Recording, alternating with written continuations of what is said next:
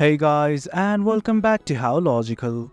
In this tutorial, we're gonna look at how to log in to our Google Drive. Now let's begin.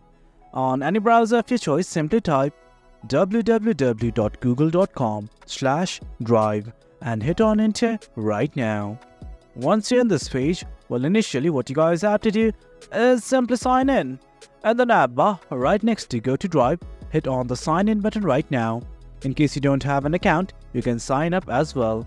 But right now, I'm just gonna sign in. Once you're in this section, what you have to do is simply enter your phone number or email address right here. I'm gonna enter it right now. Once you've entered it, simply hit on next. Now from here, enter your password. In case you don't remember your password, hit on this forgot password button and simply follow the prompts.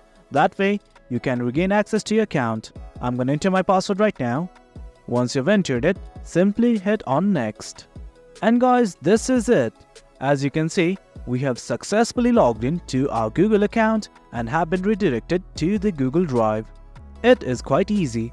At the end, all you have to do is sign in to your Google account and go to drive.google.com. And guys, that is it.